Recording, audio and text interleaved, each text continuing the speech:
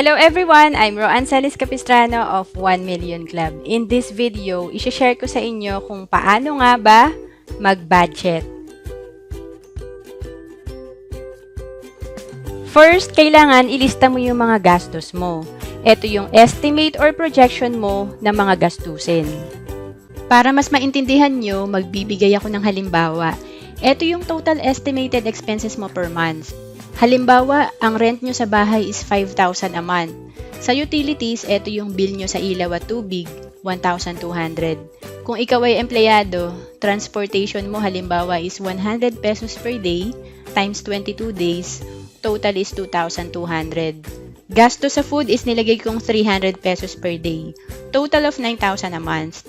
Home supplies halimbawa yung dishwashing liquid, sabon, toothpaste, total of 1,000. Kung may pinapaaral ka, nilagay ko dito 200 pesos ang gastos mo per day, 6,000.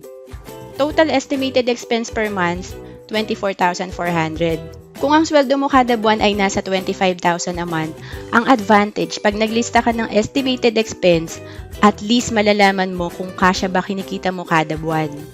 Kung gusto mo kasi mag-improve ang personal finance mo ngayong taon, kailangan alam mo kung nasaan ka. Sabi nga, if you want to make a change, you must know whether you have a problem, and then it needs to be addressed.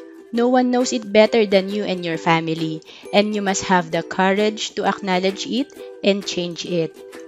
Hindi pwedeng bahala na. Nakakapagod yung laging kapos ka sa budget. Nakakapagod yung iniisip mo na naman kung kanino ka mangungutang.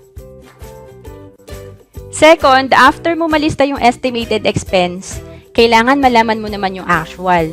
Magkano ba talaga yung ginastos mo sa buong buwan? Ako personally, ang ginawa ko noong una, naglilista ako sa notebook ng mga gastos ko. Magbibigay ako ng halimbawa.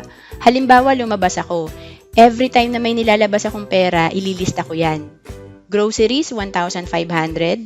Nag-lunch ako sa fast food chain, 150 pesos. Nagpa-print ako, 15 pesos. Pamasahe ko, 80 pesos. Nagpa-load ako, 22 pesos. Bumili akong books, 600 pesos. Ang maganda dito, kapag nililista mo mga gastos mo araw-araw, mararamdaman mo yung paglabas ng pera. Ang dami palang lumalabas. Kagaya nitong nasa listahan ko, isang araw pa lang, gumastos ka na ng 2,367. Kapag hindi ka naglista, akala mo maliliit lang yung gastos. Pero pag nag-total ka, umaabot din pala ng 3,000 per day, 2,000. Ngayon, kung nagiging aware ka na ang laki pala ng nagastos mo sa araw na to, mas magiging maingat ka na sa paglabas ng pera kinabukasan. Kasi nararamdaman mo so nag-iisip ka ngayon, teka, malayo pa sweldo. And then every week or every month, i-total mo yung mga nalista mo sa notebook para alam mo magkano ba talaga ang nagastos mo sa isang buwan. Ngayon, ang ginagamit ko ng paraan para mas mabilis kong ma-monitor ang gastos ko, meron akong Excel file sa cellphone ko. Doon na ako nag-e-encode ng mga ginastos ko. Ang advantage pag sa Excel file, mas mabilis ko nakukuha yung total expense ko at nakagroup na agad magkano total na ginastos ko for food, total na ginastos ko for transportation. Magbibigay ako ng halimbawa. First column is date kung kailan ko ginastos yung pera. Second column, description ng ginastos ko. Sa third to seventh column, yung mga category ng gastos mo like food, fare, rent, books, and cellphone load. Then, encode mo lang details ng bawat ginastos mo like dito, nilagay ko gastos mo for January 1 and 2. So again, kung mapapansin nyo, ang advantage pag nasa Excel file, anytime pwede mong i-total at makikita mo din total per category. Like magkano ba ginastos mo sa food? Sa sample natin, 2 araw pa lang, naka 2,700 ka na. At ang total na nagastos mo for 2 days is 4,122. Again, mas madaling ma-monitor kung nasa Excel file sa cellphone ng mga ginastos mo. Third is, i-compare mo yung projection or estimated expense sa actual na ginastos mo. Halimbawa, ang sample natin kanina sa unang napag-usapan natin, ang estimated expense mo is 24,400. Ang lumabas naman sa listahan mo ng actual na ginastos mo, total is 26,700. So dito, nag-sample ako ng total actual expense per category. Makikita nyo yung difference. Sa rent and utilities, Okay, pasok sa budget. Pero sa ibang expense, lumampas ka sa budget. Kaya ang difference is red or negative. Ibig sabihin, kung ito-total mo, mas malaki ang actual na ginastos mo compare sa projection mo. So, paano yan? Walang problema kung ang sweldo mo ay mas mataas sa actual expense or mas mataas sa 26,700. Problema pag 25,000 sweldo mo, tapos 26,700 ang ginastos mo. Posible ba yun? Yes, kasi yung iba gumagamit ng credit card. So, punta tayo dun sa solution. Paano nga ba maiiwasang mag-negative? Number 4 is the solution. Pwedeng you reduce your expense, bawasan mo ang gastos mo, or you increase your income, taasan mo ang income mo. Balikan mo listahan mo, bakit sumobra ng 1,000?